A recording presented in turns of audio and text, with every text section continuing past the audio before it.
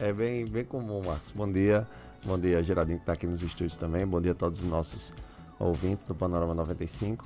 E é bem comum os pacientes terem algumas preocupações, alguns receios em relação a submeter-se a determinados procedimentos. Até a própria consulta médica em si. A gente já até comentou em outros eventos aqui sobre a chamada hipertensão do jaleco branco, por exemplo, que é um evento muito comum dentro de consultório. Estima-se que até cerca de 30% dos pacientes hipertensos, eles apresentam essa hipertensão apenas dentro do consultório por conta da ansiedade, da tensão, do medo que eles encontram de ter algum diagnóstico, da maneira como eles vão receber o diagnóstico, do que vai ser feito depois disso. Então isso gera uma certa preocupação e uma tensão. Por mais que a gente tente tranquilizar os pacientes, tentar acalmá-los, mas isso é inerente à condição humana mesmo e é bem frequente a gente ter isso, esse medo, essa ansiedade antes de realizar. E aí depois que o procedimento ou a consulta é realizada, na maior parte das vezes o peso sai das costas, a tranquilidade aparece e aí tudo segue normal adiante. E melhor ainda quando você recebe um diagnóstico, está tudo ok, né? Exatamente. Doutor Wander, nós iniciamos na semana passada o assunto dos beta-bloqueadores. Muitas perguntas surgiram, infelizmente não deu tempo a gente concluir. Eu vou deixar o senhor bem à vontade para concluir esse assunto de hoje, a gente depois retomar aqui com as perguntas dos nossos ouvintes. Tudo bem, Marcos. A gente começou falando semana passada sobre os beta-bloqueadores, sobre a ação deles no coração, e a ação dessas medicações também em outros órgãos do nosso corpo. E a gente queria só concluir hoje explicitando os principais beta-bloqueadores que são utilizados na cardiologia, as indicações de uso que eles têm e os efeitos colaterais que podem aparecer pelo uso dessas mesmas medicações. Então, em relação aos principais beta-bloqueadores, provavelmente alguns dos nossos ouvintes, ou muitos deles, podem descobrir agora que estão usando essa classe de medicação que a gente falou semana passada, e são medicações realmente muito utilizadas na prática clínica. A primeira delas, e ainda bastante utilizada, é o propranolol, que é uma medicação que é utilizada para tratamento da hipertensão arterial, embora não seja a mais apropriada para isso. A classe como um todo dos beta-bloqueadores, ela já não tem mais uma indicação primária para tratar a hipertensão arterial. Nenhuma dessas outras medicações que a gente vai falar são medicações de escolha, de primeira escolha, a não ser que o paciente tenha alguma outra doença e aí você aproveita o remédio para tratar a pressão e tratar a outra doença. Por exemplo, para o propranolol que a gente acabou de citar aqui, existe uma doença chamada tremor essencial, em que o paciente tem um tremor fino nas mãos e esse tremor essencial ele é muito bem tratado com o propranolol e se o paciente apresentar, por exemplo, uma hipertensão arterial nessas condições, a gente pode aproveitar o mesmo medicamento e tentar obter um bom resultado. Tanto o propranolol como outras medicações beta-bloqueadores, tais como o atenolol e o metoprolol, elas, além de tratarem a hipertensão arterial, também são indicadas, por exemplo, para tratamento ou profilaxia, mas seria o termo mais correto, de enxaquecas, de crise de enxaqueca. Então, são medicações que têm um uso duplo aí nesse aspecto. Então, se o paciente chega com uma crise de enxaqueca e tem a hipertensão arterial, a gente pode aproveitar uma mesma medicação para tentar obter um benefício no paciente em dois sentidos. Lembrando que as crises mais comuns de dor de cabeça que as pessoas referem não são a enxaqueca de fato. Apesar de elas referirem o termo enxaqueca, muitos dos pacientes que dizem ter enxaqueca têm, na verdade, cefaleia tensional crônica. Então, pode ser que não se aplique o uso dessas medicações, do propranolol, do atenolol, do metoprolol.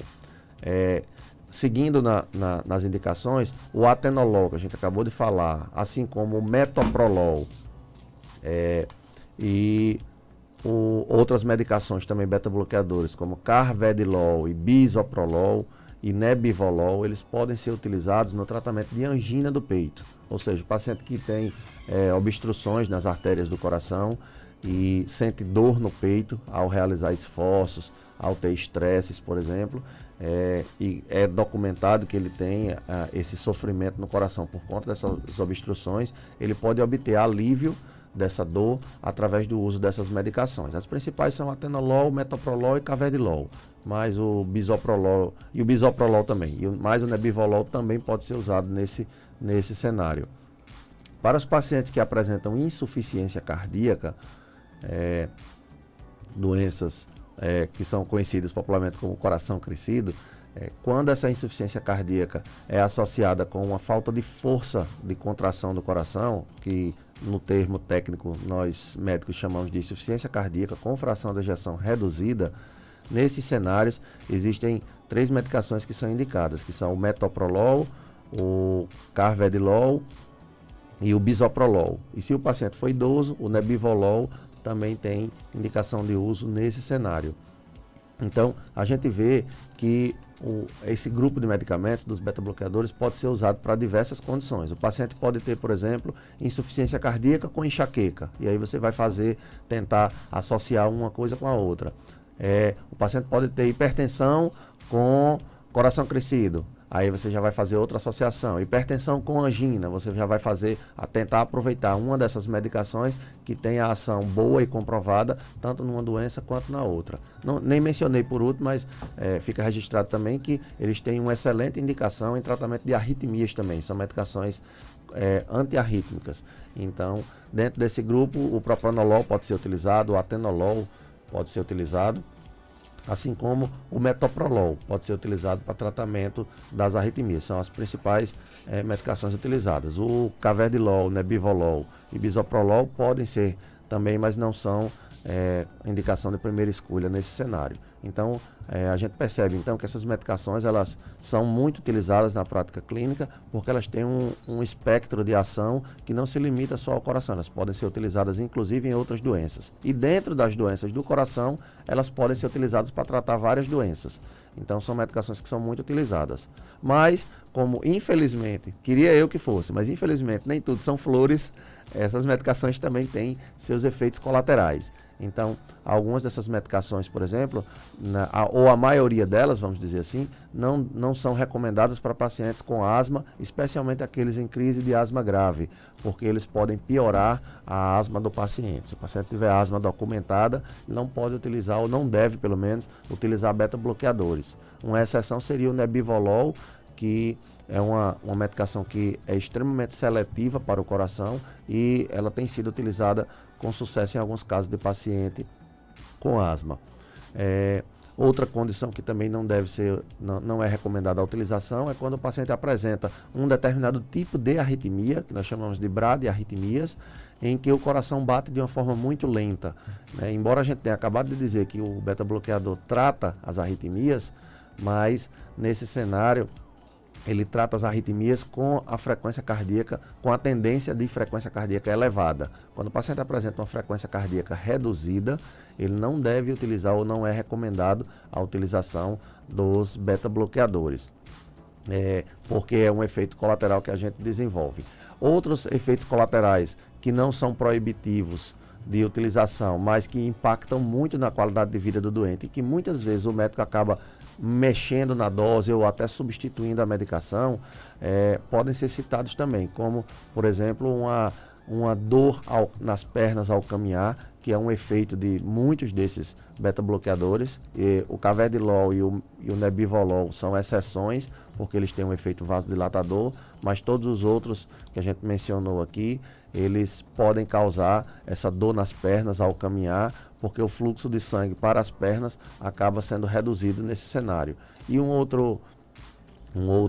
outra queixa que pode acontecer, pode aparecer para os pacientes do sexo masculino, é a queixa da disfunção erétil, ou a perda da potência, ou às vezes a potência sexual é mantida, mas você tem perda da libido, da vontade de ter relações sexuais. Isso pode acontecer, é um fato. Existem alguns beta-bloqueadores que têm menos esse problema, como o nebivolol, enquanto outros acometem mais, como o propranolol, e aí se o paciente desenvolve algum desses problemas, alguma dessas queixas, a gente acaba ajustando a dose ou até mesmo trocando a medicação, com o objetivo de deixar o paciente sem a doença que indicou o tratamento e também sem os efeitos colaterais. Então são medicações que são bastante utilizadas na prática clínica e tem, como a gente já citou, uma ampla gama de possibilidades de tratamento de diversas doenças, não apenas ligadas ao coração, e que, em alguns casos, tem os seus efeitos colaterais que a gente precisa ficar atento. Nosso ouvinte conta aqui, doutor Wander, que toma panolol para evitar dor de cabeça, mas não está servindo de nada. Pronto, provavelmente é o propranolol, talvez seja um nome comercial, não sei, ela quis dizer realmente o nome da medicação, provavelmente é o propranolol mesmo, que é muito utilizado. Nesse cenário é uma das melhores medicações, apesar de ser, algumas medicações são muito boas para uma determinada medicação, para uma determinada indicação, e não são tão boas para outra. Por exemplo, esse nebivolol que a gente acabou de falar aqui, ele tem uma indicação de ação muito boa para tratamento de hipertensão arterial, é talvez o melhor deles para tratamento de hipertensão arterial, e também tem uma indicação muito boa por produzir menos efeitos colaterais do tipo disfunção sexual nos pacientes. Entretanto, ele não serve para tratar tremor essencial, também não tem nenhuma indicação de bula, como a gente chama, não tem nenhuma indicação aprovada para tratamento da dor de cabeça, coisa que o propranolol tem. O propranolol causa mais disfunção sexual, não é que todo paciente vai ter, mas alguns podem ter e a chance é maior, então ele pode ter, tem mais chance de ter disfunção sexual utilizando isso, mas em compensação o propranolol trata muito melhor as crises de dor de cabeça do tipo enxaqueca dos pacientes, ele previne as crises de enxaqueca e também pode ser utilizado, por exemplo, para tremor essencial. Se a nossa paciente, ou nosso ouvinte não está melhorando com o uso dessa medicação, a gente pode pensar que duas coisas aconteceram aí. Uma, ela não está se dando com remédio, porque também a gente fazer o uso dessa medicação não é uma garantia absoluta, a gente não tem uma resposta de 100% em todos os pacientes, então isso é uma possibilidade. Muitas vezes você faz o medicamento esperando que o paciente melhore, mas a gente já sabe de livros e da experiência de outros pacientes que a gente não tem 100% de resposta para o uso dessas medicações, assim como todas as outras. Você não faz com 100% de resposta, você faz o teste baseado nas experiências anteriores. Então, pode ser que tenha sido uma falha de tratamento e pode ser que, nesse caso, o paciente não apresente, na verdade, o diagnóstico de enxaqueca, ele tem uma cefaleia tensional, por exemplo, e que aí a indicação de profilaxia seria com outras medicações. Mas isso pode acontecer de fato, você utilizar propranolol para tratar a dor de cabeça e a dor de cabeça não funcionar. A dor de cabeça não desaparecer e o remédio não funcionar. Tem pergunta aqui chegando, bom dia. Bom dia, Marcos Janta, bom dia, doutor Wander. Bom dia. Doutor Wander, eu tomo Bravan 320 miligramas, eu não estou encontrando no mercado, eu posso substituí-lo por qual outro medicamento? Nosso amigo Zezinho Vídeo, e aí, doutor Wander? Bom dia, Zezinho. O Bravan de 320 miligramas tem existido uma dificuldade de encontrar nas farmácias não apenas o Bravan, mas uma série de outras medicações aqui na nossa região. Todas elas, a maioria delas pelo menos, relacionadas à valsartana, que é o princípio ativo dessa medicação. Então, essas medicações elas sofreram isso devido a um lote que foi detectado aqui no Brasil com uma substância que não era apropriada, ela estava sendo detectada dentro dos comprimidos. Isso fez com que fosse recolhido esse lote e aí as empresas precisaram readaptar, após o recolhimento desse lote, precisaram readaptar os seus insumos e os seus fornecedores, isso segundo as notícias que eu pude apurar, e aí isso tem resultado numa quebra de fornecimento. Então, o Bravan de 320 miligramas é a mesma valsartana de 320 miligramas. Se você encontrar a medicação genérica com esse nome, valsartana 320 miligramas, você está encontrando a mesma medicação. Uma das medicações que aparentemente não sofreu interrupção é o medicamento de referência, que é o primeiro que foi lançado no mercado com essa substância, com a valsartana, que se chama Diovan na mesma dose, seria no caso de 320 miligramas, a diferença aí ele vai sentir só no preço, porque o preço vai ser mais alto do que, provavelmente o preço vai ser mais alto do que o que ele vinha pagando, usando para custear o Bravan que ele utilizava. Então, o Bravan pode ser substituído tranquilamente por valsartana de 320 miligramas, que é a mesma substância, ou Diovan, por exemplo, que se você encontrar nas farmácias, que é a mesma valsartana também. Se houver dificuldade de encontrar isso, aí, essas substâncias, tanto o genérico quanto o medicamento de referência, aí a recomendação que a gente faz é você procurar o médico que prescreveu essa medicação para ele avaliar uma substituição de outra medicação, porque aí essa substituição que a gente está falando aqui, ela provavelmente não terá interferência, porque é o mesmo princípio ativo. Então, você já pode trocar de cara sem nenhum problema. Ou uma troca dessa medicação por um outro princípio ativo, aí seria necessário você voltar para o seu médico que prescreveu, que ele conhece, para tentar ver se há interferência de outros fatores, e se não houver, ele faz a substituição por uma outra medicação. Doutor Wander, minha tia está sentindo, segundo ela, dor nas articulações e embaixo do peito esquerdo. Pode ser do coração? Dor nas articulações não é uma... Bom dia, né? Dor nas articulações não é uma queixa comum de doenças relacionadas ao coração. Apenas